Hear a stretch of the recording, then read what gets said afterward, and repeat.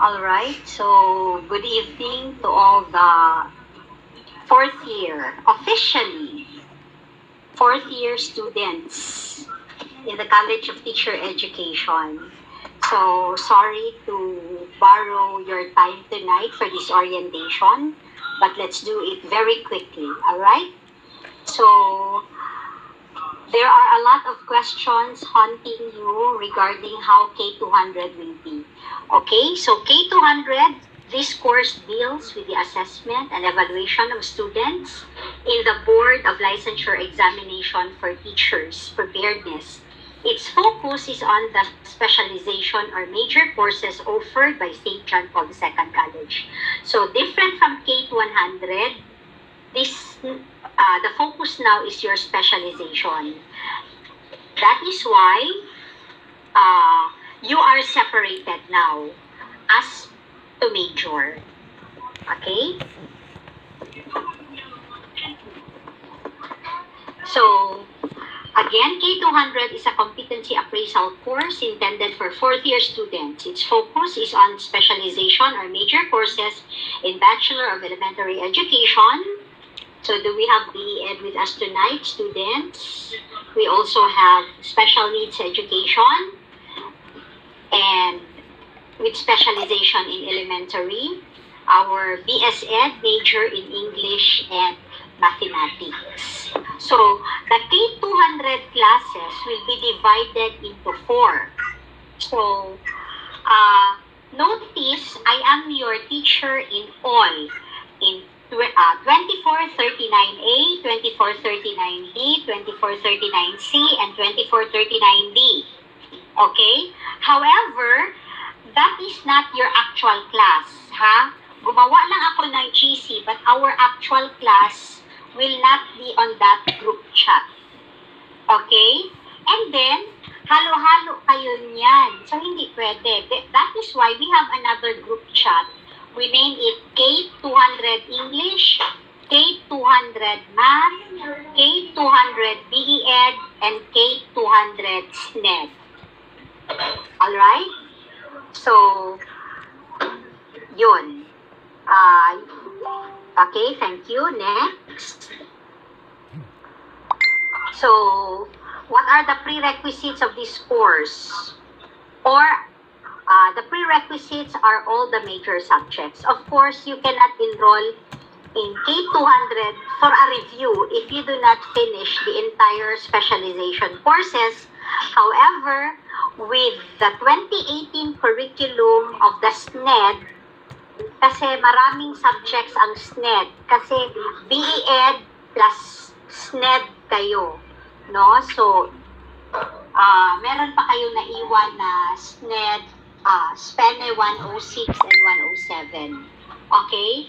That is the prerequisite excludes you, the 2018 curriculum. But all the rest, I hope you have all finished your major courses. And of course, K100. Okay, policies and processes. For K200, so again, a student can enroll that's for K100. A student can enroll K200 which shall be offered regularly in the first semester of the fourth year provided he or she has taken the prerequisite subject K100. Okay, lahat ba kayo tapos na ng K100? You should be. Okay, next. Reserve your questions later. So the conduct of classes shall be done only by qualified instructors or designated education resource persons as scheduled by the dean or program head. So we already set the schedule. We will present it to you later. The whole semester na yan. Okay? So you should attend classes regularly. And a student who have been absent more than 20% of the total number of hours for a competency appraisal subject shall be dropped from the subject. Okay, that's in the student manual. Okay, next is on learning competency. So these are only the highlights of the policy. there is a corresponding fee for this because most of your teachers are outsiders. They are lecturers from different review centers, and some of them are top-notchers also. Okay, so we pay them per hour. But the good news is because education is big in number, so you will pay lesser than the other courses. Okay, so the computation fee, okay, is ano, there will be a total of 108 contact hours for this subject. So, lahat ng 3-unit subject ninyo, 54 hours lang. But for K200, we will give you 108 hours. That means 6 hours review per week. And we are behind that for almost 2 weeks now. But we will replenish it, no? In the coming week. So, sulitin natin yung 108 hours times the per hour of the teacher. So that will be the total fee divided by the number of enrollees. As of last week, 119 pa lang yung nag-enroll. I do not know how many of you are this week. No? Okay? So, direct yan sa cashier ang bayad ha, in your fee. Okay? Next. Okay, what platforms will be used? Zoom okay, or Google Meet for live discussion. Okay, so i-separate ang English, i-separate ang math, okay, or Google Forms will, okay, so Edmodo, so the same ha, Edmodo for uploading of competency appraisal learning materials, submission of students' academic works, and other activities. Google Forms will be used for assessment. Okay? Okay. So, as of now, online tayo. No face-to-face. But if the government allows, we might go face-to-face. Okay? Next. Okay, the grading system. Okay, so the computation of zero-based tayo ha. So just like what you experienced for K100. So the computation of periodical exam shall be based on the school's grading system, which is base 0. So periodical exam equals score over number of items. So 100, whereas the computation of comprehensive exam shall be zero-based. No? I'm sorry, okay? So, yun. So, periodical exam refers to the prelim, midterm, and finals. So, meron tayong periodical exam.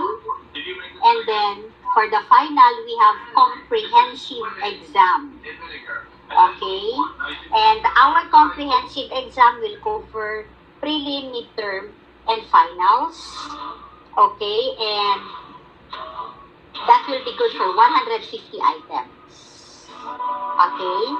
Next. Just south of Davao, General Santos City brings in most admitted house. Okay.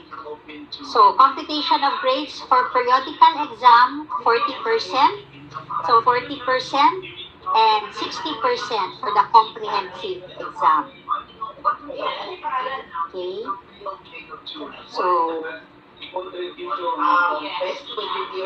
So a student must have a grade of not lower than 75% in all areas of the comprehensive exam.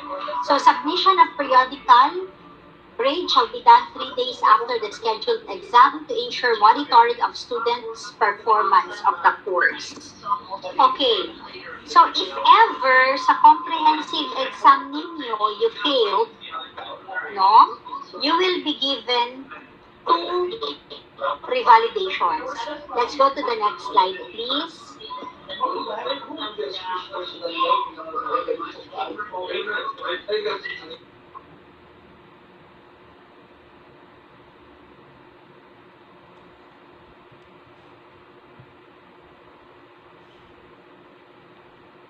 Okay. For Revalida, it shall only be given to a student who failed in the comprehensive exam, which means that he or she got a score below 113 over 150. So Revalida shall only be administered twice. So final grade shall be computed after Revalida. In cases of failure, a student shall re-enroll the subject. Okay. Pag nag-revalida ka, your grade will automatically be 75, regardless if umabot ng 80. Kasi revalida na yan. So, that's the rule. Okay? Next slide, please. So, conduct and discipline. We experienced something last Kate 100. So this time, please maintain proper conduct class ha, kay we are inviting outsiders. No, we will be inviting lecturers. Alright, so thank you, Ma'am Ami, for helping us understand better now the new policies, okay, implemented in K200. But before we proceed with our conduct and discipline, so let us first take a look at the overview of the review coverage. So let's start with, so we'll discuss all the subjects on all programs for English, Math, PE Ed, and SNET. So let's start with the English, for the English majors students. So for a moment.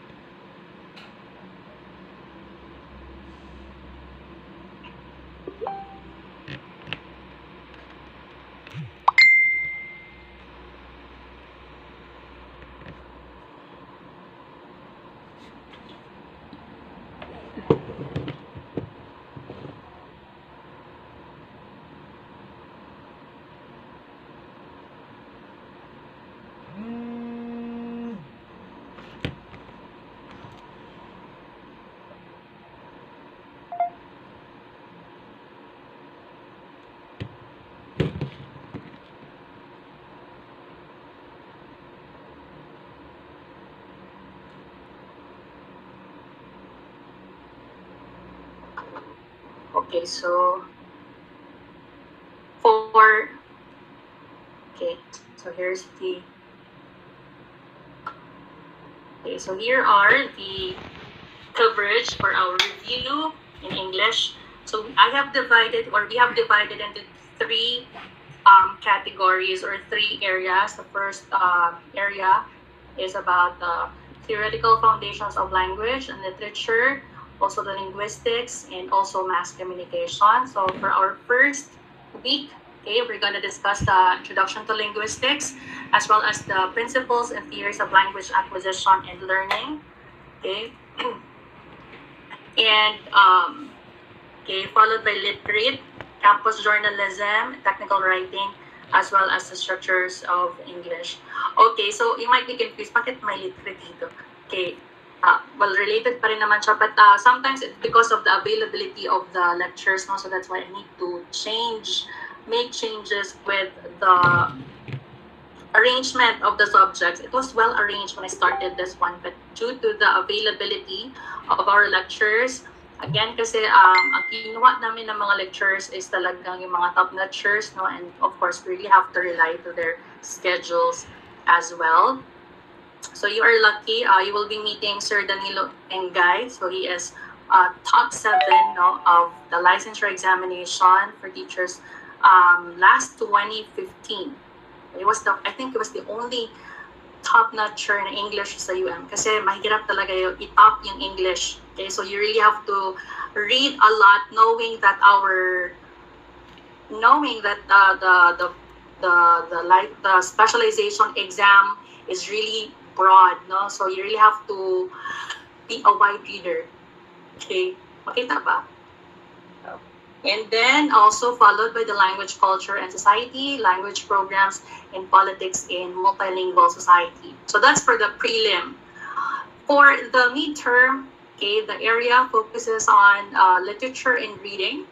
We're gonna start with the Philippine literature, so I'll be the one to discuss that. The survey of Afro-Asian literature in mythology and folklore, Sir Danilo Pareno.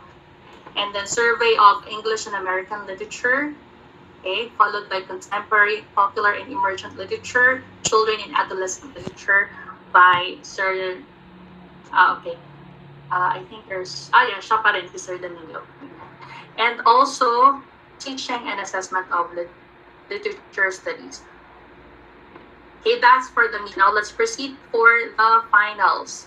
Okay, so the finals on teaching methodology, preparation of instructional, and evaluate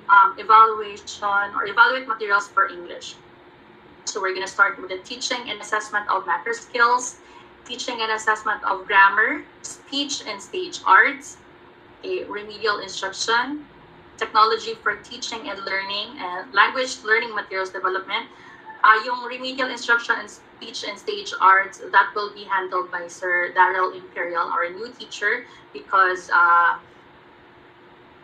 give him this subject na speech and stage arts because he is really master of this now because he is a stage actor, okay, or what? Okay, and also another invited lecturer, okay, from UM as well. So she's really a good lecturer as well in UM. So she will be discussing the language learning materials development and technology for teaching and learning. And lastly would be the ESP, English for Specific Purposes.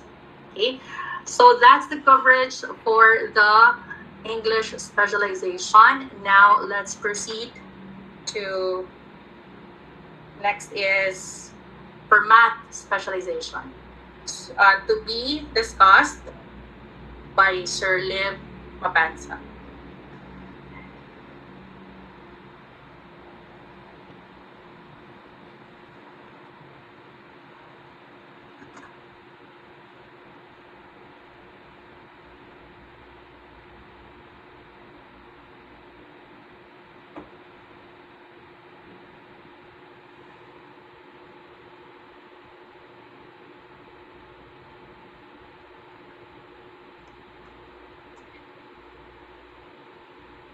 Good evening, teachers. Good evening, students. So here are the list and order of subjects included in the review. So for prelim period, the first subject is History of Mathematics, followed by Kali, which will be discussed, or the lecturer is Mr. Petronio Buaya. Then followed by College and Advanced Algebra, which will be discussed by guest lecturer Mr. Brian Baan. Then the next subject for week 3 is trigonometry or spherical trigonometry, which will be also discussed by Petronio Buaya, and also the trigonometry or the trigonometric functions. Lastly, the number theory, which will be discussed also by another guest lecturer, Mr. Roy Omega.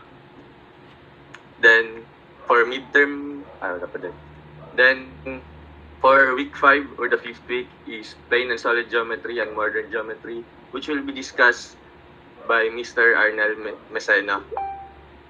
So then for the midterm period, logic and set theory and calculus 1 with analytic geometry, which will be discussed also by Mr. Petronio Buaya, followed by calculus 1 with analytic geometry. So there are 2 lecturers sa calculus 1 with analytic geometry.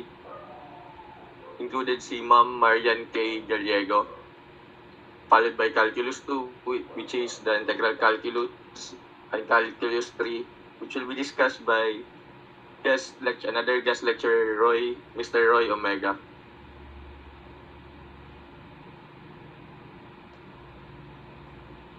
Followed by a linear algebra and abstract algebra, which will be discussed also by Mr. Petronio Buaya.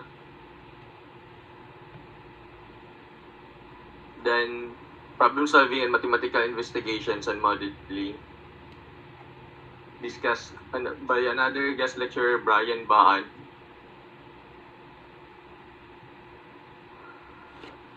followed by Mathematics of Investment, which also be discussed ni Sir Petronio Buaya. Then Principles and Strategies in Teaching Mathematics, which will be discussed by another guest lecturer, Miss Marian K. Gallego, and followed by Technology for Teaching and Learning 2 and Assessment of and Evaluation in Mathematics. Then mock board examination, then followed by Revalida. So that's the coverage for math subjects or math specialization. All right, thank you, Sir Lib. Now let's proceed to EED or EED. Okay, review coverage. So again, yung mga invited na lectures natin, no, hindi sila basta-basta. No? Lalo sa math, ang daming si Ma'am Marian Gallego is top 1, si Sir Baan is top 2, and Sir Roy Omega is also top 1. He was my batchmate. Okay, so let's proceed to EED.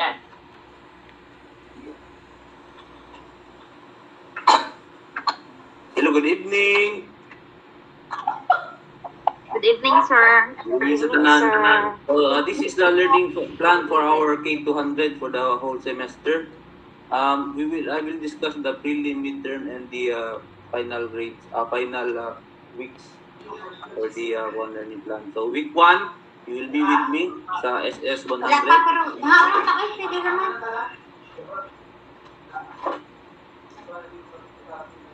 Okay.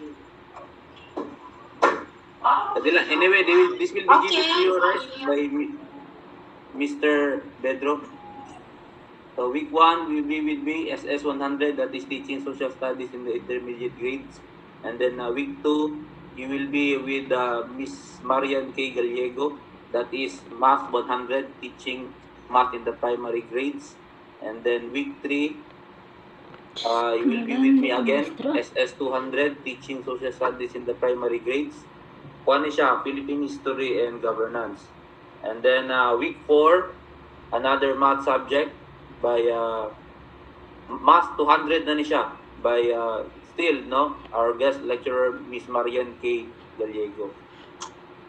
And then for week 5,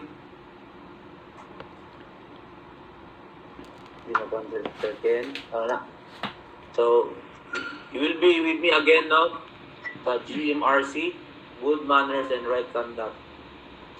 Okay, so that is for the prelim examination.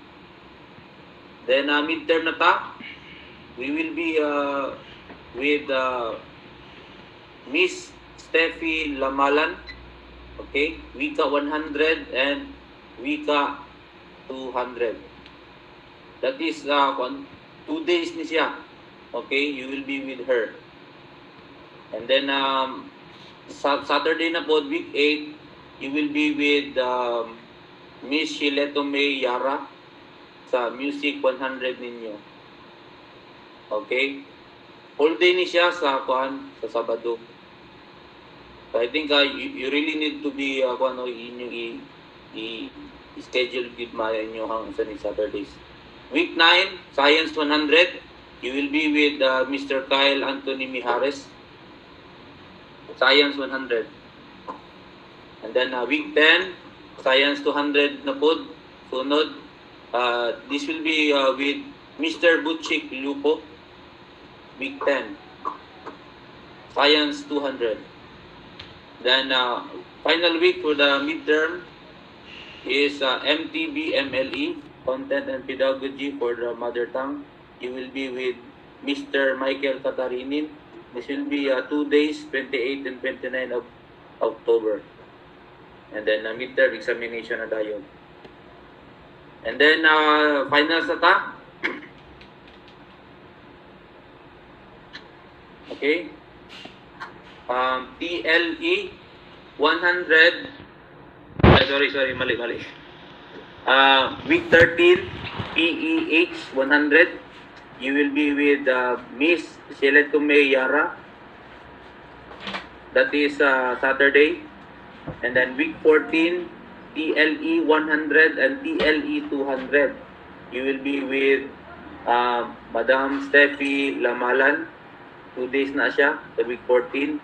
And then week 15, Art 100. You will be with Mr. Butchig Lupo once again. And then on week 16, you will be with Sir Ken Bedro for Art 100, English 100. And, I think excluded na ng Art 100 rin, sir, no? Ay, narong na. Art 100 lang. Sorry.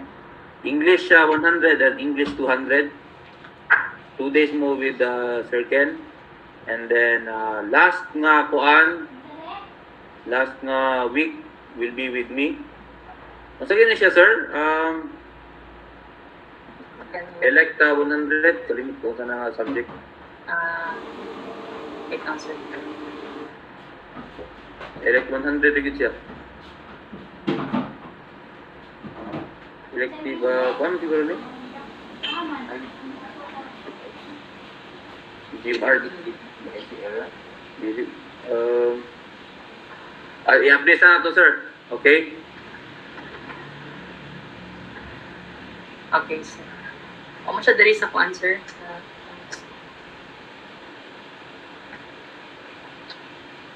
Okay, kuan. Sige, ikaw na. Mr. Catalina. Okay, next, let's have the overview of the review coverage for the SNED to be presented to us by Sir Michael Katarinen. Hello, good evening, future educators. Good evening, sir. How are you tonight? Doing well. Good, sir. Okay lang, sir. Sir. Okay lang, sir. Wala, dili kami Bedro. Share mo screenshot. Sir Bedro, naka-ano ka screen, naka-screen share sa ako, sir? Wala, pick up si mo, sir. Naka-send ba ka? Opo, katong amo ni Sir Gali doon ha, isa lang namo dito. Wait lang, sir. Ay, kung na-represent si mo. Ano na Wait lang, sir. Daddy, let me download it first. Pero wala yung lecture rin mo. Nay, ano lang nako sila. Pwede ka mag-share screen din, sir, na kay ano? Ada sir, ako na lang, sir. Present na lang ka. Yes, go. Share screen na lang ka. O, square share na lang ko na lang. We're sure. Sabi mo. Friend ka na. Ito ka tubig, ito ka nila. Ano mo magkasuwa? Dara. Good evening once again. Nakita ninyo ang share screen, mga anak. Wala, sir. Yes, sir. Yes, sir. Let's start with week 1. So, ang inuna ko dito yung mga major para dili ta ma-board. Week 1 would be SPENA 100, which is all about early childhood inclusive education. And it's, ano siya, 2 araw yan ha. You will be with me as your lecturer. So, madugo ito kasi early childhood inclusive education. So, and then, ang week 2 will be on, hindi na natin ikuan sa ang week, ay ang date, no, kay, then SPEN 101, which is all about instructional adaptation in mathematics and science instruction. So, our guest lecturer is coming from University of Southeastern Philippines. My classmates know she graduated as magna cum laude. So, her name, hindi ko pa naisulat dito, but her name is Miss Ana Shell Alberca. Okay? Nandungog ninyo? Yes, sir. Yes, sir. Yes, sir.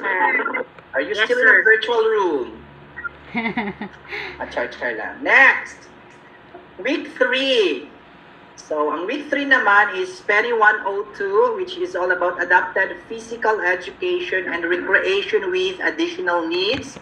2 days pa rin kayo sa akin, no, as you will be with me for 2 days, no, ako yung lecturer ninyo for that topic. And then week 4, this is for prelim ha. Week 4, SPENI 103, educational assessment of student with special needs. And spelling 104, behavior management and modification. You will be with Miss Ana Shell Alberca, our guest lecturer. So inuna ko dito yung mga major kaya availability sa lecturer, dili na limangita, labi na sa special needs education ng mga teachers, no? Siya lang jud ang available kanunay, merese. Okay? Sino ni Brad? Okay, week 5. Okay, ang week 5 is Penny 105. Instructional adaptation in language and literacy instructions. And it's Penny 106. Instructional adaptation of the teaching content areas, including social science and humanities. No, you will be with me for the 2 days and 2 topics. No? Then after that, madugo na naman preliminary examination. Tapi, sige, nakabukog na sad. Week 7. Week 7, spelling 107, ito mahalagang ito. This is the most difficult subject sa ato. Okay, this is Development of Individualized Educational Plans or the IEP. So you will be with me, sa ako lang sa mo. No? Kay dili available ang inyong guest lecturer, Ana. Then, mag-ano po siya, Ana, maglisod sa IEP. Charot. Okay? Then week 8 for the midterm na niha, Wika 100 and Wika 200. You will be with our guest lecturer. So mangita pa mi ana Sir Bedro. One day na sa Saturday. Yes, sir. Sir, oo. Okay. Pwede ka pa to sila tong last sa BEd na. Pwede po to sir, no? Yes. Sige. Basta kainana. So ano yan, dalawang topics. No, for 1 day, that is going to be Saturday man yan. And then week 9, GMRC 100, MTB, MLE. So, ang among gikuan diri kang teacher. So sa ako sila sir sa MTB, MLE o GMRC 100 sir. Okay, next week 10, taasaan nga mo oy. TLE 100, TLE 200 sir. We don't have a guest speaker yet. Ay nako na pala sir. Si Ma'am graduated also from the University of Southeastern Philippines. Si Ma'am Orios po. Okay, naana siya sa May Duterte National High School. Naana na lang sa sa TLE and 100 and 200. That is 2 topics for 1 day. Next week 11 for midterm, Science 100 and Science 200. You will be with Mr. Kyle Anthony E. Mijares. No, so John Paul's Heartthrob, no, si Sir Mijares. Next, madugo na naman midterm examination for week 12. Next, week 13 for finals. Math 100 and Math 200. Si Sir Bedro? Kaya na ako na. Sorry. So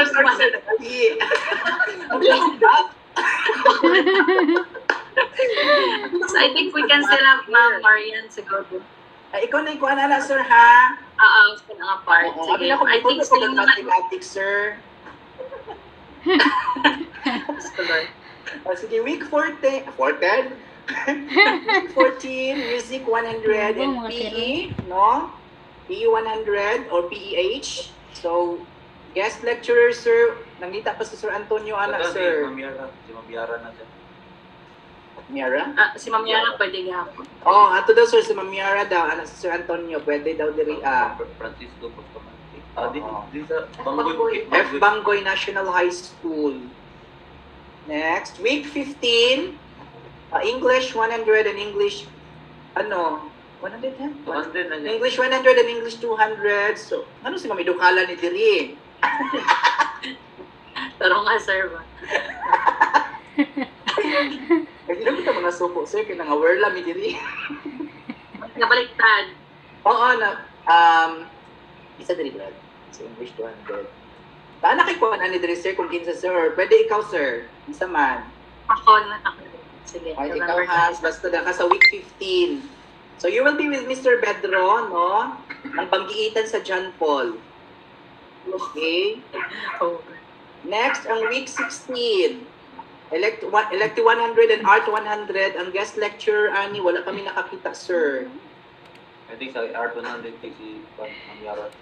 Sa Art 100, pwede daw to si Mamiara, sir. Pero kanidiring sa, first, Pwede makaani diri brother. No, pero pangitaan lang na namo paagi sir. Saturday, good no? Saturday man good na siya sir, so di man pwede ang sa John Paul ana kay we are loaded ng puntaan na. Yes. Pwede have sa guest Chief Lisa. Char. Joke lang. Pangitaan lang na nato sir ha. Okay, next week 17 na po tayo mga anak. So SS 100 Ha? and SS 200, you will be with Mr. Antonio Galileo Jr. Graduated at the University of Mindanao, summa cum laude. Okay? Dili siya basta-basta. Ngunit yung pinakalig-on dito. So, ingon ana lang siya. Then after ana, fine, ano naman siya, so, mock board examination. Pag dili mo makapasar ka, ay, revalida. Pag dili madalang revalida, ay, revolution. Orientation miss ang review. Okay? So, ang manak ko, sir, thank you so much for listening, future educators. Thank you, sir. Okay. So, take note of all your subjects, no? So, this coverage or this matrix will also be posted in our Edmodo so that you will be guided as to what subject you will have to prepare, no, for this week. So, dapat you really have to read in advance talaga. Okay? And you're lucky, no? Kasi magagaling talaga yung mga speakers na invited namin. So, yung payment ninyo is indeed not wasted talaga. Okay? So, now let's proceed to our next presentation, which is about the conduct and discipline. Okay, so let me present. Okay, so let's proceed. Okay, first is, of course, be on time. So we have to start our class on time so that we can also end on time. So if you have seen sa matrix kanina, for the Thursday and Friday, we'll start 6 and we'll end 9 p.m. So that's 6 hours, okay, for Thursday and Friday. And for your Saturday classes, usually darain nyo ang mga, ato ang mga invited lecture. So you start 9 a.m. So you have to be ready, no, before 9. So you have to be there na, okay, and until 4 p.m. Okay, and also when you take your quizzes, also be on time. Okay, we usually give you 15 minutes to answer your 10 items quiz, no, but it depends on your lectures. Okay, but we are really very strict with the time duration that we give you to ensure the sanctity and also the reliability of your scores. Kasi if we give 1 hour for 10 items na quiz, then probably ma-perfect na ninyo siya. So, you have to finish your quiz, submit your quizzes on time, okay, on the given duration. And otherwise, hindi nyo na ma-submit because we will have to really close the Google form. Second one is, this is really very important, strong internet connection. You must ensure that your connectivity is strong during the online competency appraisal classes and assessments. So I really encourage na you have to invest with your internet connection. Kasi we're not spending money naman for our fare, diba? Going to school, diba? We have to spend money for that. So since hindi na tayo pumunta face-to-face, then why not allocate that money, no, for your internet connection. So pili kayo ng Wi-Fi na yung may prepaid naman, and ngayon mura na lang yung Globe, 499 na lang siya, very affordable, from I think 999 before, so you can buy it na for only 499. So but still depends on your area, no, kasi some areas nang hindi malakas yung Globe, it could be Smart or it could be other service provider. So you really have to invest with this one. Kasi we will not really excuse no na, sir, wala ko nakakuan because wala na ako na-submit. Ang nangyayari kasi minsan, matingala mo nga, hala, okay, naansa na mo tanan, and then nakalit lang og gawala. Or dili ani mo siya ma-submit. You were clicking it but you can't submit it. It could be that, for example, nag-take na kasi ang mga quiz, And then naka sa number 7, so you thought na okay pang yung internet. Pero wala kang kabalo na in the middle pala, when you were taking, nawala na din mong internet connection. So that's why pag umani mo, magsabit ng taka, dili na siya mag-load. It's because, again, could be that in the middle of while you were taking the quiz, nawala na yung internet. So we really have to invest with our internet connection. Kasi sayang naman yung chance, no? And yung payment natin for the review. And you are also required to wear your prescribed uniform during class days. Para ma-feel po nato na sa class. At nagyapot nag-take og face-to-face class. Although it's just virtual. Also, number 4 is pay respect to authority and be courteous in dealing with your fellow students and instructors and observe online etiquette. So, because, again, you will be handled by different lecturers, no? So, kahit hindi sila taga John Paul, but hindi nyo sila teachers before and it's your first time to meet them, but you still have to treat them the same way you treat us instructors ninyo sa college, no? But you have to pay respect to everyone, okay? And observe online etiquette as well. So I think you know this one. 5th one, never share your answers to anyone. Do not screenshot your answers in Google Form. Okay, so I think this happened last summer, diba? So we knew it already, so that's why ginagawa namin ang best namin na to really making sure na you cannot cheat. Okay, so that's why we really adhere to the time duration, because that's one thing that for assurance din namin that you are really answering the items on a given duration. Like dapat when you will be taking the LET, usually gani 30 seconds lang maumanan mo siya pasa, then you'll have kasi mag-shade pa ka. Okay, so never share your answers. Okay, you have to really take this seriously, because you know what, maybe right now ma-perfect na mong exam, ma-perfect na mong quiz, but how about when you take the mock board examination? Diba, you are cheating yourself actually. Okay, so niloloko mo lang yung sarili mo. In other words, you have to be honest with your responses, kasi that's your way of gauging how knowledgeable am I, how ready am I, how prepared am I to take the licensure exam or to take the mock board exam. So you have to gauge yourself. So ikaw pod na, for example, ginapangayuan kang answers, so ayaw pod paghatag og answers, no? So ayaw pod, okay, because you are not actually helping them. Okay, you are not helping them actually, kasi when they take the mock board, maybe pasar sila sa quiz, but when they take the mock board, mapagsak sila, so diba? So it's burden for them. 6, a student found guilty of cheating shall result to nullifying his or her examination or quiz and be subjected to disciplinary action. Okay, so we don't want that to happen. Okay, so please be honest.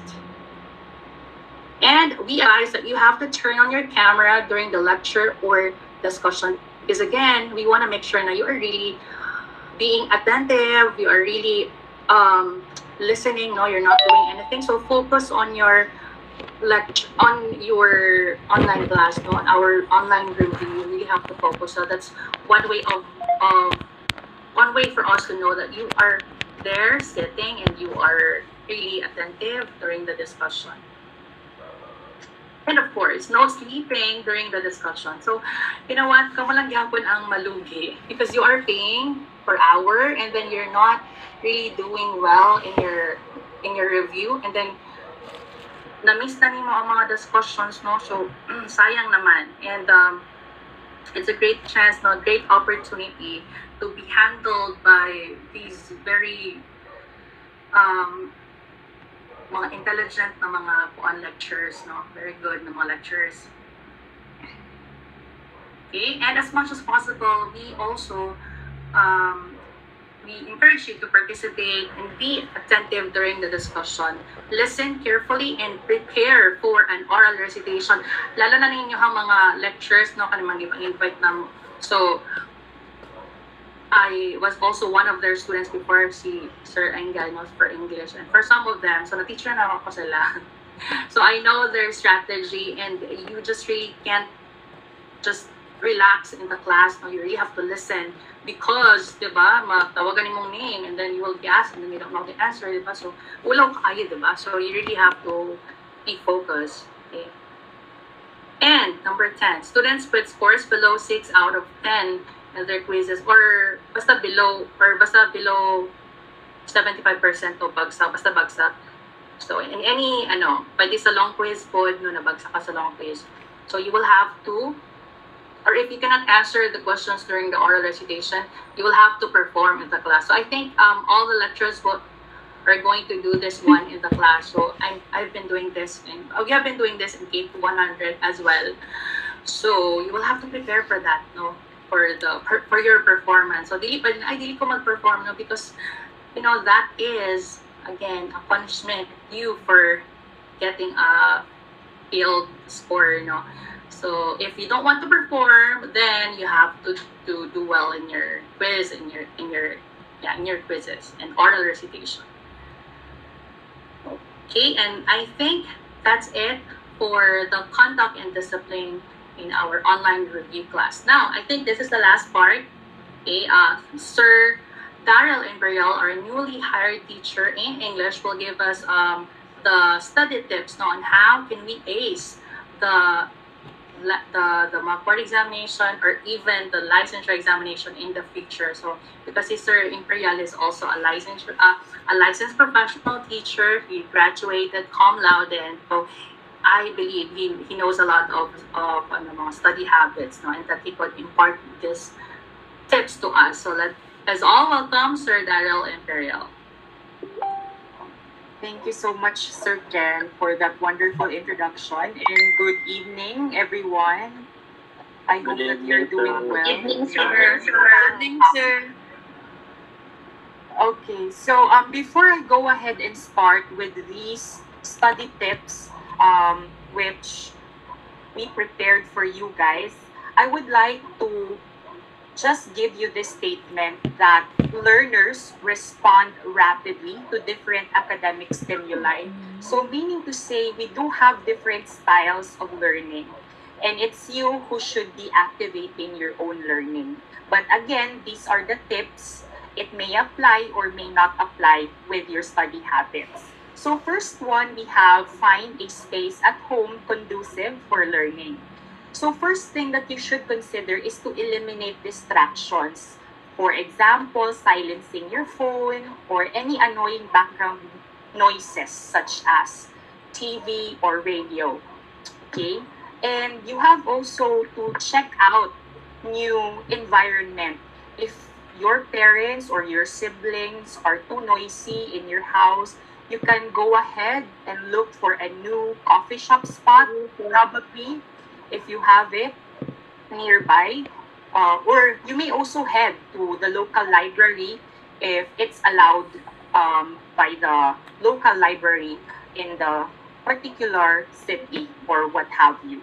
And also, since we are right now in the adversity of pandemic, and there would be a chance that when you are studying, you have your phone beside you.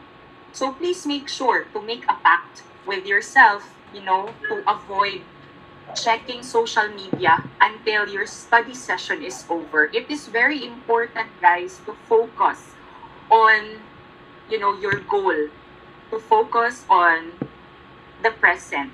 Why are you doing this one? Para asa ba nga nag-study ka? Okay?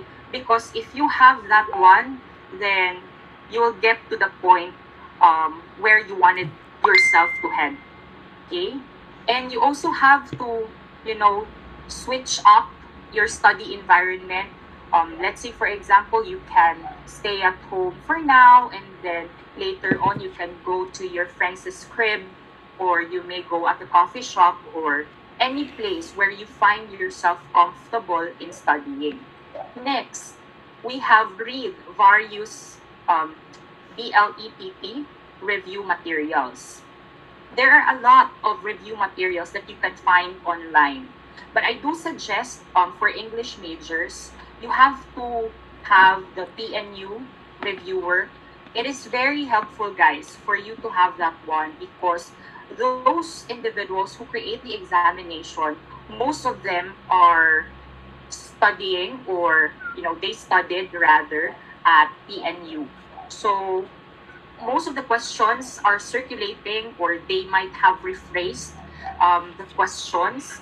I have, before, when I was still reviewing, I have the 150 item examination for English major since 2013 up until 2018. And then 2019, I took the examination. And I found out that there are, terms that are interchanging. There are questions that are asked, and then the options are just on the same question from the previous year. So it would really give you an overview of the questions from the previous years. Okay. You might also want to join group pages wherein they are rationalizing, and you might also want to check the information on the group pages or on the comment sections if their rationalization or rationalizations are correct. So in that platform, you would be able to do the research by yourselves, so that you could make sure that you have the correct answer. You do not just copy or paste the information that are being posted on the comment section on Facebook or any group pages that you're joining. Okay. Next, make a schedule. It is very important, guys, to make a schedule. And do not forget to add in your schedule to get enough sleep for several nights, because, before you do the bulk of studying, you have to make sure that you are physically ready, emotionally ready, and that your brain is ready to function. Because if you bombard yourselves with the information, what will happen to you is that you will be drowned. You will be drowned by this information. You will be drained emotionally, physically, and then you might find yourself experiencing mental block. Take it from me, guys. Before I had my licensure examination in 2019, I kept on studying. I kept on studying until the point where, during the time that I was sitting already in the room where I am assigned, I forgot everything that I studied. And then afterwards, I cried, because I knew in myself that I have studied those things. I have reviewed everything. And I have all the resources that I have coming from the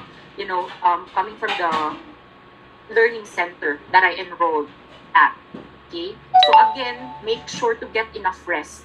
And then you can also apply Pomodoro technique when studying.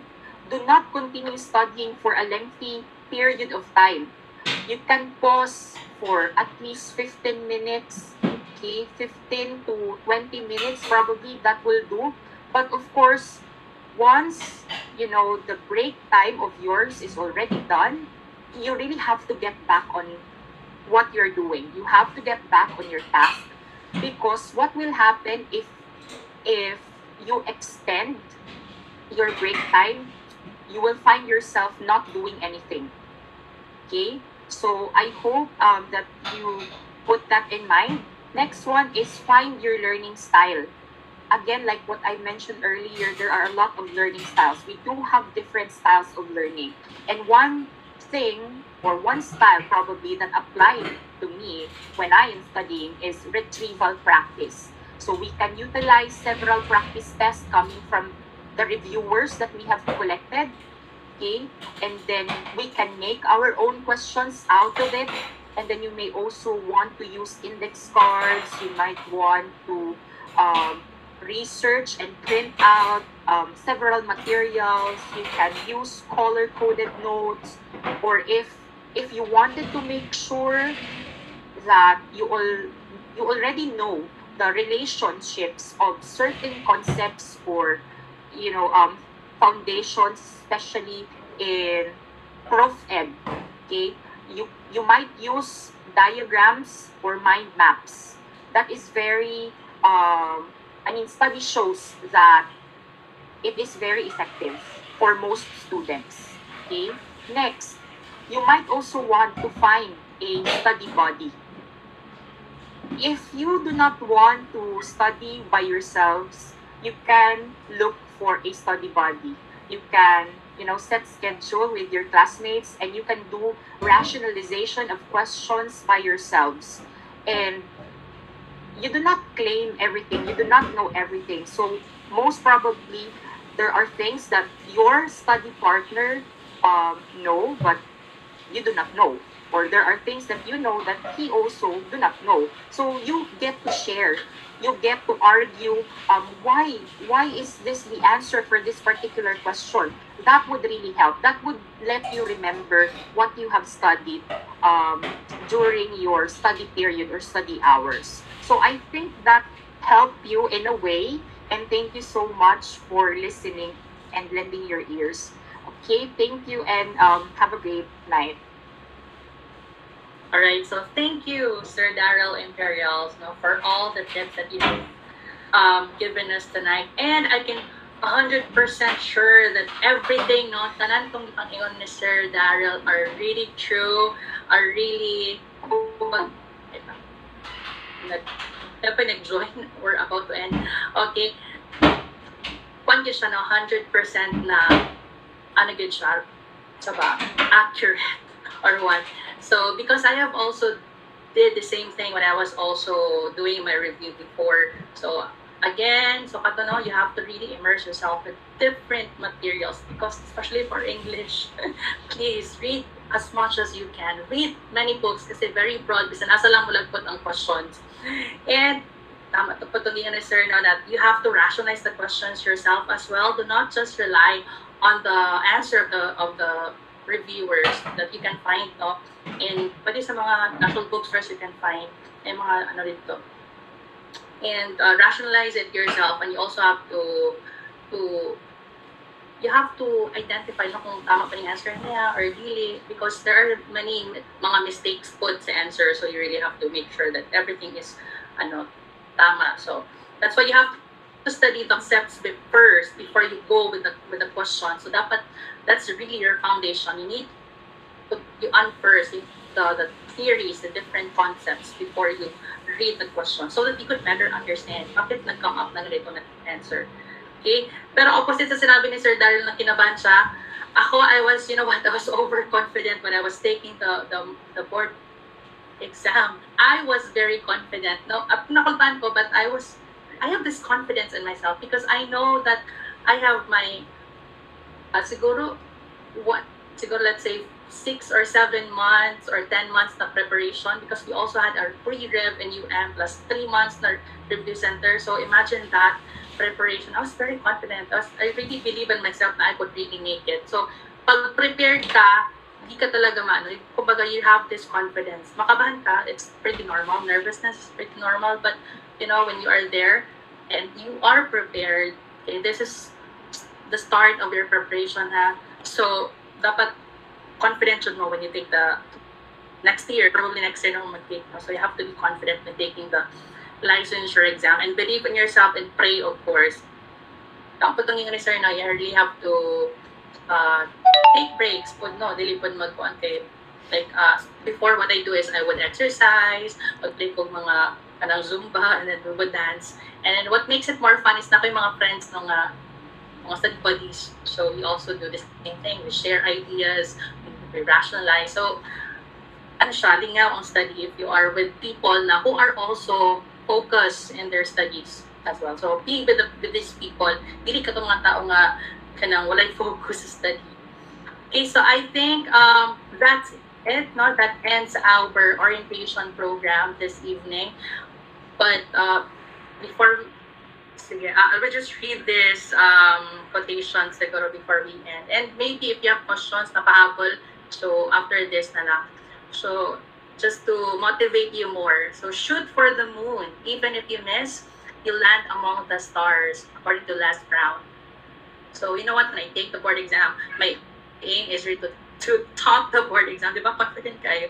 To top the board exam. And dapat sa English na. So, dapat ingano to ganyan yung mindset. Because even if you will not top, at least, tako inyo makuha ng average. And I was really satisfied with my average. And I was not expecting it, that given the difficulty of the examination.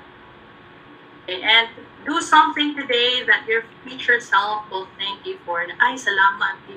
What na ako kong best when I was doing my pre-review, when I was having my review and review centers. And lastly, if you cannot endure the pain of struggle, you will not have the prize of success, right? So, naman tayo, desire. And so, for us to get that, we need to go through challenges and trials. So we have to endure the pain of struggle. So for us to succeed. Okay? So I think that's it. So thank you so much again to everyone. And I know if you have questions, clarifications na wala na mo na-discuss during the orientation.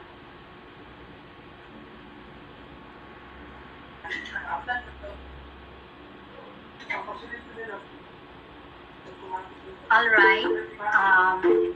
Maybe monetary question, no? So, as to how much maglalaro siguro sa 2,000 to 2,500. I am not sure about the fee, ha?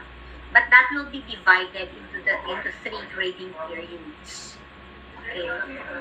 So, are there questions? Please raise your hands. Can click this one on the middle. If you have questions. Or let me check the chat.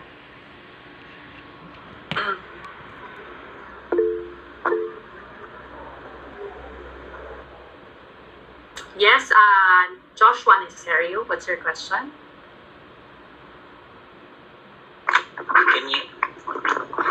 Can you hear me, sir? Yes, we can hear you, Josh. Regarding lang sa schedule po. Yung sir, yung afternoon, 'di ba may kami sir, like FS na subject. Hindi kaya yun siya mag-conflict. All right. Okay, so as agreed, K200 orientation will be followed by FS1 and FS2, and I believe most of you are under me, no, as teachers, and others are with Sir Galileo, Antonio, and there's one section under Sir Catalin. Okay, your FS1 and FS2, if you were under me, I've oriented you already, but it's classroom observation, online classroom observation. So it's a 3-unit subject, therefore, 1 hour will be intended for lecture, if there are, no, checking, and the rest of the 2 hours will be for your deployment. It's a flexible schedule. Okay? Alright, ma'am, thank you. Okay, other questions? Okay.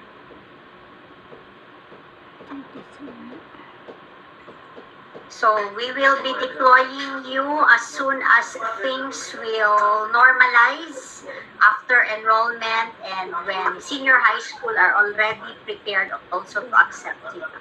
So you will be deployed in the senior high school department via online observation.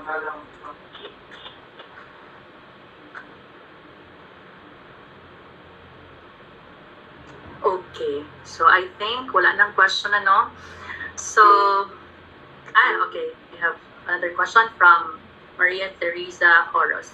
Go ahead. Hi, ma'am, sir. Good evening. Regarding na po sa GC, ma'am, naano pa yung GC for K200 BA Ed Generalist nga majors? Sir Galileo, I think you can answer the question. Sir, Good evening sa nangutan mo. Good evening sa tanan. So far no, I already made my GC. However, wala pa ko yung class list. So I cannot put in there. Hindi sa to ang dapat nasa sa ni sa atuan GC. Now, if it happens that ang inyong code kay 2437 sa FS ni, no? FS, right? Sa K200, sir. Okay. If it happens nga ang inyong code kay 2440, Ma'am Ami, no? 2438. All right. Again, let me reiterate. I am the teacher for all K200 classes.